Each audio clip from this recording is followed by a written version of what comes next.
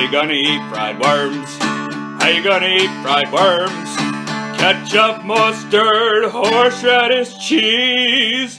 Fry me up another one, if you please. Reading books! Hello, everybody. This is Mr. Matt from the McCracken County Public Library in Paducah, Kentucky. With permission of Scholastic Books, we are here for Part 5, our last part of our reading of How to Eat Fried Worms by Thomas Rockwell, featuring illustrations by Emily McCully. Now, a little note about Thomas Rockwell. Did you know that this book was rejected by 23 publishers before it ever got published? 23. That's quite a lot.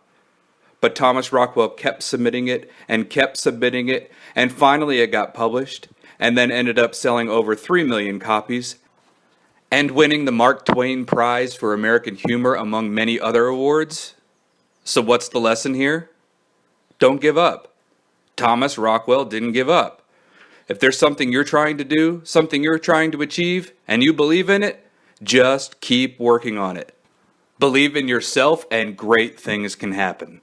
And now, without further ado, the conclusion, chapters 29 through 41 of How to Eat Fried Worms by Thomas Rockwell. Chapter 29. Bleep! "You know what you are," said Alan, his nose almost touching Billy's. "You're a bastard." "And you're another," sneered Billy through clenched teeth, "and a cheating, lying, dirty, snot-nosed, cheating, lying one." "If you say 2 more words," said Alan, "you know what? I'll beat your head in." Billy breathed hard. "I'm right behind you," muttered Tom, peering grimly over Billy's shoulder, his fists clenched. "Yeah," said Joe from behind Alan. "So what? We can lick both of you with our hands tied behind our backs and paper bags over our heads." "You couldn't lick a flea." "Yeah." "Yeah." Spiffle. Whack. Thump. "Someone's choking, no fair." Thwomp. Gouge. Joe crawled off behind a tree, nose bleeding. Whomp. "He's pulling hair. He's scratching." Twist. Twist. Alan crawled weeping behind a bush. Thump. Whack. Donk. "Billy, it's just you and me." "Where are the others?" Tom and Billy untangled and sat up, bruised, scratched, dusty, shirts torn, hair tousled. Tom's nose was bleeding. Billy's shoes had come off. Yeah, sassed Alan and Joe from behind the tree. Billy started to shake his fist at them and clamber up, but then sank back. Tom panted beside him, bleary-eyed. Yeah, all worn out, can't fight anymore." Alan scooped up a handful of mud and flung it at Tom and Billy. Then Joe did the same. Billy and Tom scrambled up and pelted back. Mud splattered against trees and bushes. Alan began to cry. A rock hit Billy over the eye. He sat down backward in the mud, covering his head with his arms, sobbing. Joe and Tom stopped throwing. Joe grabbed Alan. "Come on." Tom knelt beside Billy. "Let me see, Billy. Is it bad? Take your arms away so I can see." He tried to pull Billy's arms apart. Billy wrenched away. "Come on," said Tom in a scared voice. "I'll take you home. Come on. Your mother can take you to the doctor." Chapter 30. The Peace Treaty. Alan and Joe sat on the sofa, Tom and Billy on 2 straight chairs opposite them. "Now," said Alan's father, "what's this all about?" The 4 boys all began talking at once, accusing, recounting, explaining. "All right," said Alan's father after a while. "That's enough. Now we know it's got something to do with this bet Alan and Billy made, but Mr. O'Hara and I aren't going to get involved in that. You'll have to settle that among yourselves." "You 4 boys have been friends too long to start fighting now," said Mr. O'Hara. "You really hurt each other. Look at yourselves. Your faces are all bruised and muddy. Talk it over, work things out, and then you can shake and be friends again." Joe muttered under his breath, "I wouldn't be friends with those rats." "We'll be out in the kitchen," said Alan's father. "When you've settled it, call us, and we'll all go down to Friendly's for some ice cream, okay?" Billy and Alan and Tom nodded. The 2 fathers left the room. The boys gazed silently at each other. After a while, Alan said, It wasn't us that scratched Tom. Billy did it. Another silence. Did you have stitches? Billy asked Alan. Nah, did you? Billy shook his head. More silence. You tried to cheat, said Billy. That wasn't cheating. We were just trying to trick you. Yeah, but before that, when you glued the two worms together, that was cheating. You would have cheated too if you'd been losing. Billy thought about it. Okay, but look. No more cheating. I've already eaten 13 worms. You know I can eat 2 more. Heck, if I buy George Cunningham's brother's mini bike, we can all use it. We'll all have fun with it. Joe and Alan glanced at each other. Okay, said Joe. You win. He wins, Alan. Yeah, but what's the use? Said Joe. We've tried everything. I'm sick of it. Geez, we've done nothing else for almost 2 weeks. Alan scratched his eyebrow, glancing at Joe. Yeah, but... Joe stood up. Come on. At least we'll get a milkshake out of it. Chapter 31. The Letter. Billy lifted the worm out of the frying pan with the cooking tongs and curled it back and forth on his peanut butter sandwich. I bet they try something, he said. Joe won't give up. Alan might, but Joe won't. Tom was carving his initials in the leg of the kitchen table. Yeah, but it's not Joe's bet. What does he care? Just the same, I bet he tries something. Billy sat down at the table, turning the sandwich this way and that, looking for the best spot to take a first bite. Emily came in from the dining room. You and Mom got a letter. Chewing, Billy opened it. Charles M. McGrath, M.D., 34 Beechwood Drive, Grattan, New York, 12601. Midnight, August 15th, 1973. Dear Mrs. Forrester, I have just made a distressing discovery. Leafing through a medical journal before going up to bed, I noticed an article entitled Poisons in the Home Garden, a subject which necessarily fascinates me. As I glanced through the article, a phrase caught my eye. Lumbricus terrestrius, the common earthworm. I read on. Mrs. Forrester, let me assure you first of all that there is no cause for undue alarm. However, you will, I am sure, be concerned to learn that, especially in the months of July and August, parents must beware of the common earthworm, some varieties of which are known to secrete a substance, Lumbricus coreopsis, which, though not malignant to the skin, is sometimes harmful if swallowed. Dr. A.C. Roosevelt of Hyde Park, New York, reports that 10% of the boys studied reported no ill effects except induced paralysis of the lower fulmar region. 40% reported abdominal cramps, triple vision, lasting from 2 to 3 years and impairing school performance, and extreme lassitude. Autopsy reports have not yet been received on the remaining 50%, and so no final conclusions can be drawn. But extreme caution is urged, since the blackened and pimply faces of the subjects lead one to suspect the worst. Mrs. Forrester, as your friend and family physician, I would strongly recommend that your son William eat no more worms until I return on Thursday from New York City and can give him a thorough examination. Yours sincerely, C. M. McGrath, M.D. Chapter 32. Croak! His hand trembling, Billy laid the peanut butter and fried worm sandwich down on the table. Do you think... Wow, whispered Tom. The screen door banged. Billy's father came into the kitchen, his tie loosened, his jacket over his arm. He laid his briefcase on the table. It's hot, he said cheerfully.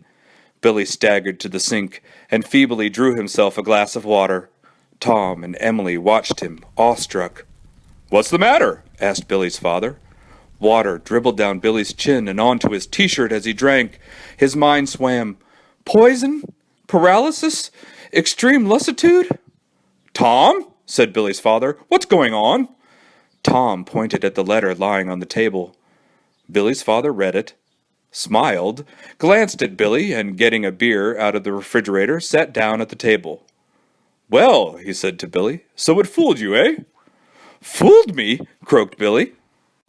Chapter 33. The 14th Worm.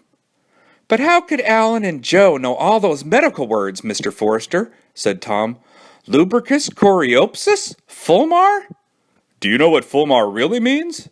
Tom and Billy shook their heads. It means a bird. A seabird, I think. Boy, said Billy, disgusted. He sat back down at the table and picked up his sandwich. They could be arrested, Mr. Forrester, said Tom. Couldn't they be arrested for defrauding the mails, couldn't they? Billy grinned and bit down on the peanut butter and fried worm sandwich. Chapter 34, the 15th. Standing on a rusty pail, Billy peered through a crack into the horse barn. Joe was wandering about lashing at cobwebs with a stick. Alan was slumped on a barrel, gnawing his thumbnail. Billy went around to the door. "Hi," he said. Alan didn't look up. "Hi," said Joe. Billy glanced around suspiciously. "Take it easy," said Joe. "We concede. At least I do. He's still trying to think up something." He pointed at Alan with the stick. "Where's Tom?" said Billy. "He wouldn't eat his lunch, so his mother kept him in." Billy leaned over the platter on the orange crate and smelled the steaming southern fried worm. "He wanted to load it with red pepper," said Joe, "but I wouldn't let him." Billy forked ketchup, mustard, and piccalilli onto the platter, cut a piece of the worm, dipped it in the glop, stuck it in his mouth, chewed nervously, swallowed, cut another piece. The worm tasted better than usual, sort of like kidney beans, southern fried kidney beans. "Where'd you get this one?" "Down behind Bannerman's," said Joe. "From the muck!" yelled Alan. "The muck! Gooey, slimy, stagnant muck!" Billy grinned. "Yeah? You'll have to show me. This is the best one yet." Alan jumped up and kicked the barrel clattering into a stall. Joe shrugged at Billy, grinning. Billy held up the last bite. "Ta-ra!" He swallowed it. "Okay, let me look," said Alan. "Come on." He peered into Billy's mouth. "Oh, no, come on. There's still some stuck between your teeth there." Billy sucked noisily at his teeth. "Okay?" Alan's shoulders slumped. "I can't get the money till tomorrow," he said. "Oh, geez. You know I'll have to work Saturdays for 6 months to pay it back." He trudged slowly toward the door. "Coming, Joe?" "Yeah, maybe your father won't act so bad if I'm there when you tell him." Alan stopped in the door. "Tomorrow?" he said without turning. 10 o'clock? He sounded as if he was going to cry. "Yeah, sure," said Billy. "Make it later if you want." "Nah, it's not going to do any good putting it off. Come on, Joe." Chapter 35. Burp. Left alone in the barn, Billy hugged himself. I won! $50! Ha-ha! He sat down on the crate, grinning. Heck, I knew I could do it. Ha! I was so scared at first, waking everybody up in the middle of the night. He burped. Beans. I should have made it 30 worms and $100. That stupid letter. Joe knew when he was licked, though. Ha! Jeez! Beans? He stood up. How come that burp had tasted like beans? He'd had a hamburger for lunch and a glass of milk. Then the worm. Say, they couldn't have. He snatched up the platter. Nothing left, just a few crumbs of cornmeal. Craning his neck, his eyes bugging out, straining, he burped. Beans! Again, beans! He burst out of the barn, stumbling over the sill, yelling. Across the field, Joe and Alan turned. Alan started to run. Joe grabbed his arm. It was fake, panted Billy, coming up to them. You faked it. It wasn't a real worm. Real worm? Said Joe. What are you talking about? You made a worm, yelled Billy, out of beans. Then tomorrow you were going to say I'd lost. I hadn't eaten 15 worms. The last one was fake. Ah, jeez, said Alan. Come on, will ya? He didn't do it while I was around, said Joe. You sure? What'd you have for lunch? A hamburger and milk? Yeah, but where'd you get the hamburger? I don't know. My mother bought it. What difference does that make? Yeah, well, a lot of the hamburger you get these days has stuff mixed in it. You know, sausage meat, soybeans, breadcrumbs, so the butcher makes more money. Yeah, said Billy. Sure, but anyway, you come on back, just to make sure. I'm going to eat another worm. Geez, suit yourself. Eat 4 more. Come on, Alan, let's go. Let him eat what he wants. Chapter 36. The 15th. Billy threw his head back, lowered the worm. Alan charged around the door, leaped on Billy's back, flung him to the ground, punching, yelling, jumped up, grabbed Billy's feet, dragged him bump, bump, bump across the rough, chaffy floor to the tool closet, bundled him inside, slammed the door, locked it. Silence. Water trickling into the trough outside, Alan panting. "What are you going to do with him?" Joe asked hoarsely from the doorway. "If he's in the closet, he can't eat the worm, can he?" "You're crazy. He'll start to yell. His parents will hear him." Yeah? Alan's hair was mussed. His shirt tail hung out. "Yeah," said Joe, eyeing him. "He will. He'll start to yell and his parents will hear him." Alan glanced wildly about, started to the door, turned. "Not if we put him down the cistern." "The cistern?" Joe wiped his mouth. "Alan, cut it out. It's only $50. Come on. Face it. You've lost. You can't put Billy down in that cistern all by himself. Suppose there's water in it. It's 15 feet deep." "We can lower him down with a rope." Bang, bang, bang, bang, bang. Billy was kicking the tool closet door. "Let me out, help, let me out. It's cheating, help, I want to get out. I want to get out, I want to get out. Bang, bang, bang, bang. He chanted rhythmically, kicking the door with both feet in time with his chant. Alan ran across the barn and, grabbing hold of a beam, skidding to a stop, began to kick aside the hay and trash which littered the planks over the old cistern. Bang, bang, bang, bang! "I want to get out! I want to get out! I want to get out!" "Come on!" Alan yelled at Joe. "Help me! We were all down in it last year. How's it going to hurt him? Come on! It'll work! I'll split with you! Get some rope!" Bang, bang, bang, bang! "I want to get out! Chapter 37. Out of the frying pan into the oven. On his knees, yanking at the planks which covered the old cistern, thinking, I've got him, I win, he'll never... Alan felt a hand grip his shoulder, glanced up. "What the devil is going on in here?" Mr. Forrester shouted down at him. "Bang, bang, bang, bang! I wanna..." A confused babble of voices dying out suddenly. "Now," said Mr. Forrester, "Alan and Joe, home! Scoot!" Alan and Joe crowded out the door. "I've won!" crowed Billy. He danced toward the platter. "Nothing can..." "Billy, up to your room!" "I just gotta eat this worm, Dad. Ho, I've won! "Billy, up to your room!" "Dad, His father pointed. "Dad, if I don't eat what's left, I'll lose. Alan will win. It's just too..." "Now! The bet is over. You know what I've told you about that cistern. Now!" "Dad, I'll lose, Alan, and..." "Then you will learn something. March!" "You mean I can't even eat that last little bit? How long could it take me? What could..." "Billy, now!" Chapter 38. Bleep! Billy kicked the bed. He'd won. All he had to do was eat 2 more bites. 2 bites! He kicked the wall. What had his father gotten so mad for? Alan had started opening the cistern, not him. Geez, he hadn't even let him explain. Twice he'd won, and then something had happened. And now he was going to lose. After all he'd gone through, nightmares, fights, thinking he'd been poisoned, all for nothing. He kicked the bed. Chapter 39. The United States Cavalry rides over the hilltop.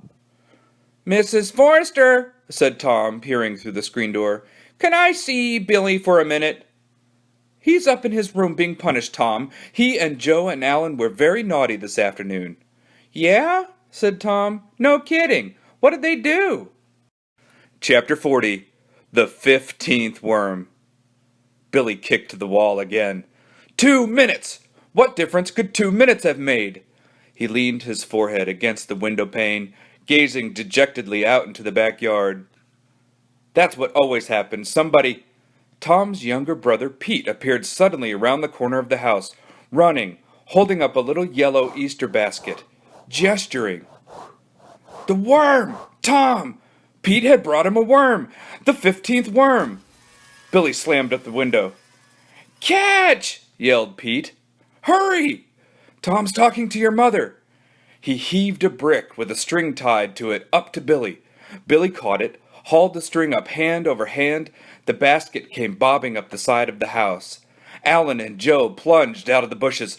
Billy snatched the tin can out of the Easter basket, plucked out a huge, squirming nightcrawler. Mrs. Forrester! Mrs. Forrester! Alan and Joe shouted at the top of their lungs, dancing about on the lawn, waving their arms. Mrs. Forrester! Mrs. Forrester!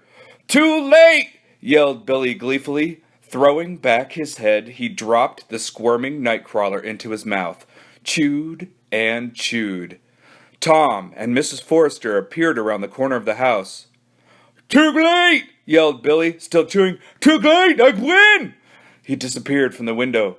A door slammed inside the house. A trampling on the stairs. He burst out the kitchen door. A flying leap off the back steps. He rolled, scrambled up, yelling, I win! I win! I win! Grabbed Tom's hands. They danced around and around and round, Pete cavorting beside them. Joe and Alan slunk off through the bushes. Round and round and round. Billy's mother laughed and went into the kitchen. Round and round and round till they collapsed on their backs in the grass. I win! Gasped Billy to the blue cloudless sky. I win! Chapter 41. Epilogue. Billy leaned the mini-bike against a tree and started down the path through the woods. Tom and Joe were already sitting by a smoldering trash fire on the riverbank, opening their lunch bags. Where's Alan? At the store? Asked Billy, flopping down by Tom. Yeah, said Joe. He's still got 2 weeks to go. What have you got for lunch? Asked Tom. Billy looked embarrassed. Worm and egg on rye. Heck, said Tom. Why can't you ever bring something somebody else likes so you can trade? Billy frowned. He opened his lunch bag. I don't know. I just can't stop. I don't dare tell my mother. I even like the taste now. He scratched his head. Do you think there's something the doctors don't know? Do you think I could be the first person who's ever been hooked on worms? And that's the end of our reading of How to Eat Fried Worms. Thank you all for joining us. My name is Mr. Matt from the McCracken County Public Library. Thank you also to Thomas Rockwell for writing such a phenomenal book. Thank you to Emily McCully for drawing such beautiful pictures. And a special thanks to Scholastic Books